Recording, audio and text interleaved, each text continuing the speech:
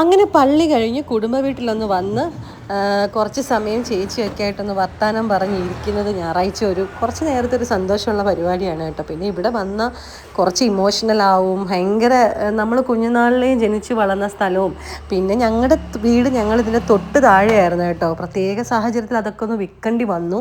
അതൊക്കെ ഞാൻ പിന്നീടൊരു വീഡിയോയിൽ പറയാം കേട്ടോ. പിന്നെ ഇങ്ങനെ ഓർമ്മകൾ ആരും ഇല്ലായിരുന്നു. പപ്പ ഹോസ്പിറ്റലിൽ കുറച്ച് പപ്പായ്ക്ക് ഇച്ചിരി വയ്യാഴികയായിട്ട് ഹോസ്പിറ്റലിലായിരുന്നു അവിടുത്തെ പപ്പ കേട്ടോ. അപ്പോൾ അവിടെ നിറച്ചും പൂക്കളാണ്. അതിൻ്റെ ഇടയ്ക്ക് ഒരു മയിൽ വന്നു. ഇതൊക്കെ ഇവിടുത്തെ സ്ഥിരം കാഴ്ചകളാണ് കേട്ടോ. എപ്പോഴും ഇവിടെ മയിലൊക്കെ വരും. അപ്പോൾ ചേച്ചി പറഞ്ഞു ഇതിന് ചോറൊക്കെ ഇട്ട് കൊടുക്കാറുണ്ട്, മിക്ക ദിവസങ്ങളും വരുമെന്ന്. ഞങ്ങൾ കുഞ്ഞിലേ ഇതൊക്കെ കണ്ടാണ് വളർന്നത്. ഇവിടെ മയിൽ വരും. പിന്നെ ഇപ്പം ഞാൻ മനുവിൻ്റെ വീട്ടിൽ എപ്പോഴും ഇങ്ങനെ മയിൽ ഡാൻസ് കളിക്കുന്നതൊക്കെ ഞങ്ങൾ കാണാറുണ്ട്. അപ്പോൾ ഈ പൂക്കളും ഇവിടെ ഈ പട്ടുറോസ ഉണ്ടല്ലോ, പണ്ടോട്ടേ ഉള്ളത്. ഇതാണ് ഞാൻ ഈ പറഞ്ഞ വീട്, ഞങ്ങളുടെ വീടാണ് കേട്ടോ. കുഞ്ഞുനാൾ ഞാനും അന്നയൊക്കെ ജനിച്ച് വളർന്ന വീടാണ്. എൻ്റെ അച്ഛയുടെ ഓർമ്മകളും എല്ലാം ഓർമ്മ വരും കേട്ടോ. അതിൻ്റെ ടെറസിൻ്റെ മണ്ടയിലൊക്കെ ഞങ്ങൾ കയറുന്നതും കളിക്കുന്നതും അങ്ങനെ കുറച്ച് ഇമോഷണലൊക്കെ ആയി. പിന്നെ എന്താ പറയുക, പിന്നെ അവിടെ ഒരു ചാമ്പ മരമുണ്ട്. എന്തോരം പ്രാവശ്യം ഞങ്ങൾ അതിൻ്റെ മുകളിൽ കയറിയിട്ടുണ്ടെന്നറിയാം. ഇതിങ്ങനെ ഇല കാണാത്ത രീതിയിൽ കായ്ക്കും. കുറേ വർഷം പ്രായമുണ്ട് കേട്ടോ ഈ ചാമ്പയ്ക്ക്.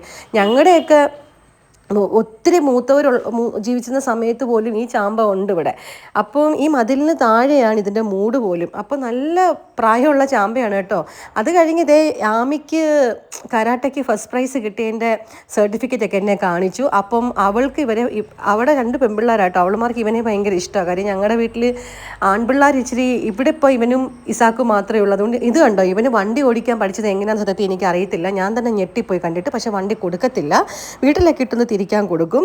അപ്പം ഞാനും തൊമ്മി ബ്രേക്ക്ഫാസ്റ്റ് ഒക്കെ കഴിഞ്ഞ് മനുവിൻ്റെ വീട്ടിലോട്ട് പോയി. Bye bye.